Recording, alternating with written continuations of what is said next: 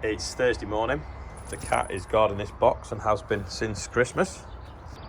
So it was a Christmas present for James. We had that many other presents. We were just like, there's no point. It's just got too much things, and also the weather wasn't right. So it's like a little outdoor electric buggy thing.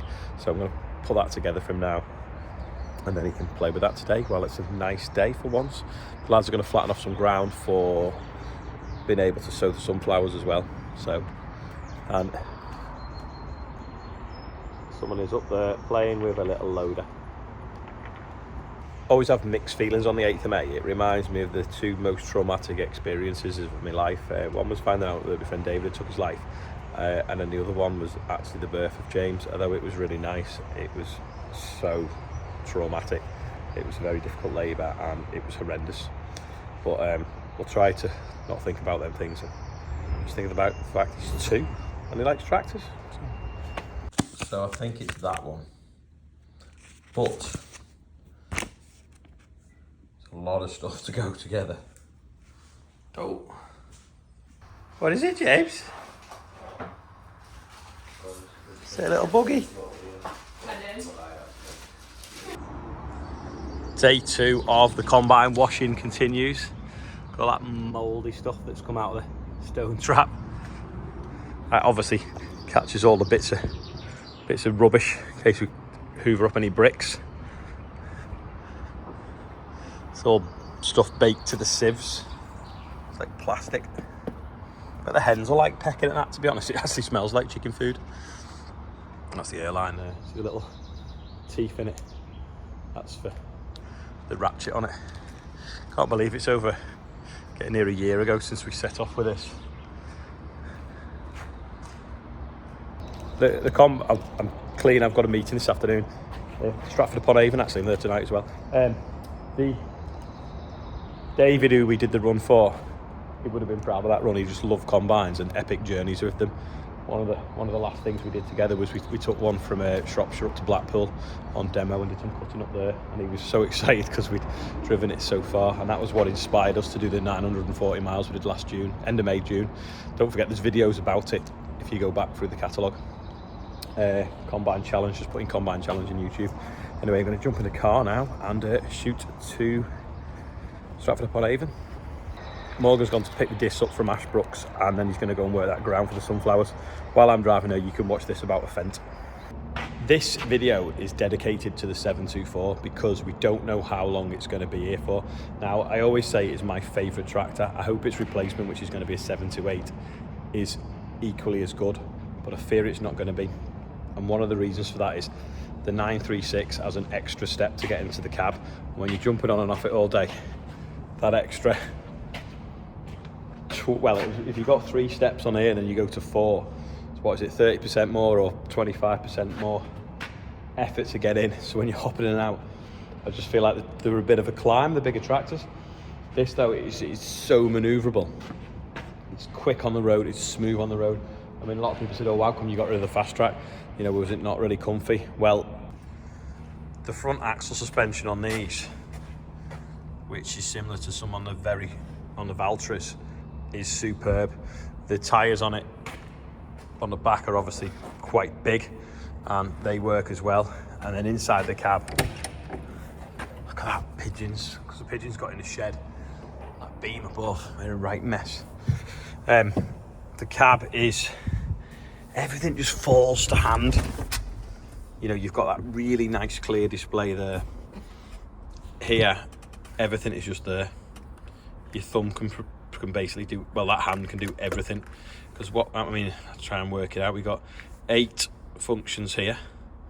9, 10, 11, 12, 13, 14, 15, 16, 17, 18, 19, 20, 21.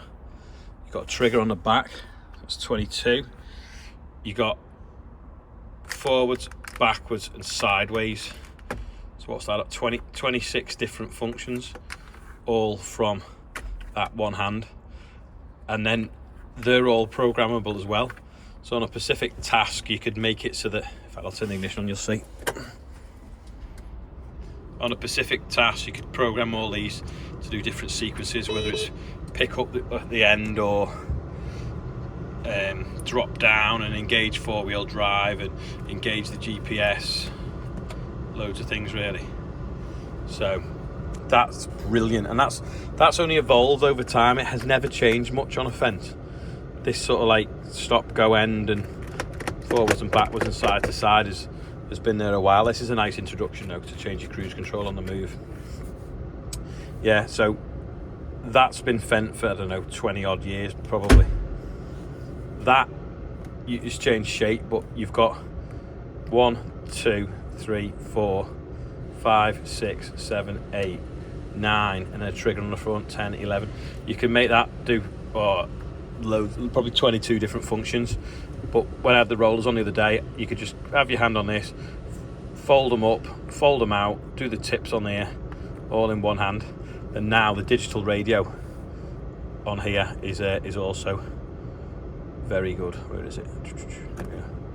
So you can go scroll through the list of different stations and operate all that, and the climate control. Then all this here, other basic functions that you need to just fall straight to hand, and then your linkage controls as well here, and then these spools can be programmed to any colour that you want. You got your revs there if you need them, and then sort of like a bit of a cruise control on the throttle. But this thing here is just every year, every generation of Fendt, it used to be sort of like round here, and they've kind of pulled it all forward, stuck it here, so your hand never has to move very far whatsoever. This is also adjustable up and down. Big fault of it that I don't like is the steering wheel. For some reason is like a lot bigger than a Valtra. They should be a bit smaller, because you're just big like that. And then that though is good. You can get your boiler suit caught in it on your cuffs, especially Fendt. Is it Fendt or class boiler suits? If they have the press studs on the cuff, so that can catch you out. The handbrake is here on this 900 series. It's down there on the one we've got, so you have to reach down for it. It was here, it's just where you want.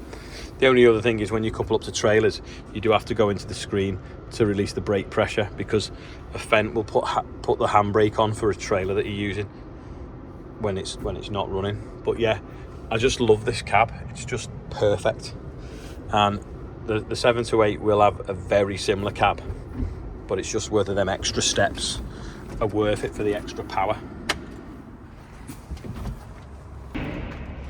I know it sounds like a first world problem, them steps, but yeah. Also as well, the back of them, nicely colour coded. For some reason the Valtras number them, but then colour code them in the cab. Don't get that. Well, I don't know why you don't. Everyone doesn't colour code them. I think the John Deere's are numbered as well, aren't they? We're not colour coded. But yeah, spools are all colour coded. They're nearly all standard with a hydraulic top link. The lift capacity is phenomenal, because I don't know, they just got it right. They used to sort of like work the other way. The assister arms used to be on a bit of an angle, but now they're kind of still straight up and down. But stabilisers, one pin for category 3, another pin for category 2. Yeah, cab suspension, which is, you can see it rocking. That obviously makes it a lot smoother as well on the road. Just the gearbox is a joy.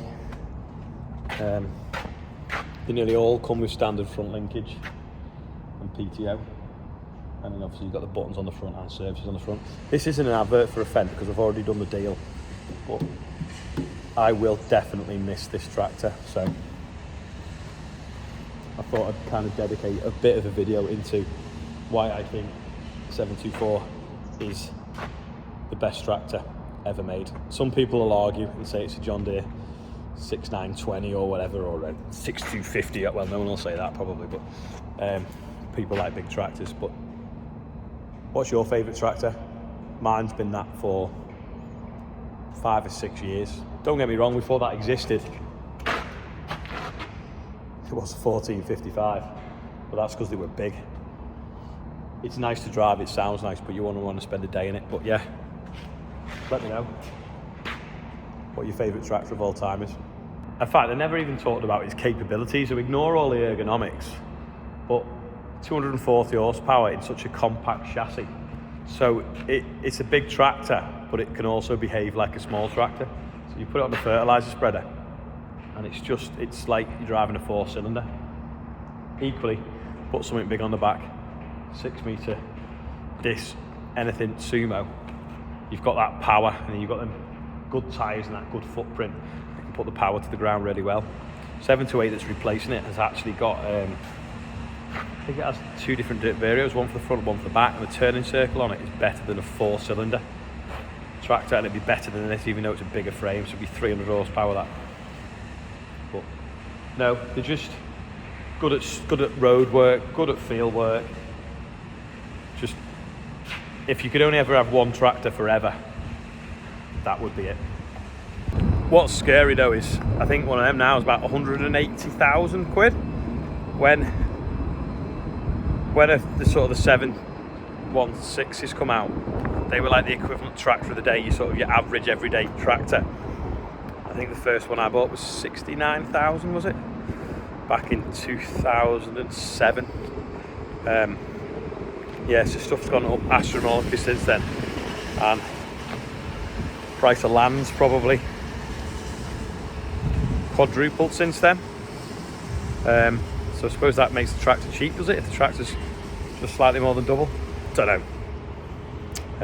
But everyone says, when will it stop? Well, I don't think it ever will. That's just economics, isn't it? Just arrived now at Mutual HQ. It's massive, but I suppose it's a big office, isn't it? So I'll find somewhere to park. Just arrived in Stratford-upon-Avon to this NFU Mutual thing. So NFU Mutual insure 76% of farm businesses in the UK, and they want to make sure that they stay at 76%, or if not, grow it. So they've got some farmers on a board, and I'm now one of them, to give them feedback of how they can make things better. Finished the meeting now, so now off to have something to eat. So a quick change. Yeah, a lot of people don't realise that the NFU, in fact I could probably explain this a bit more tomorrow, but the NFU Mutual, everyone that insures with them owns it and has a say in it. So I think it's important to remember. It might not be the cheapest insurance, but at least you're covered. And any profits go back into making the policies cheaper the following year. And then because of the way they have funds that they invest in, it also means that if they make money in a different side of the business, it doesn't matter if they lose it on the insurance, because one will cancel the other out, which often is what happens with insurance. It does kind of lose money.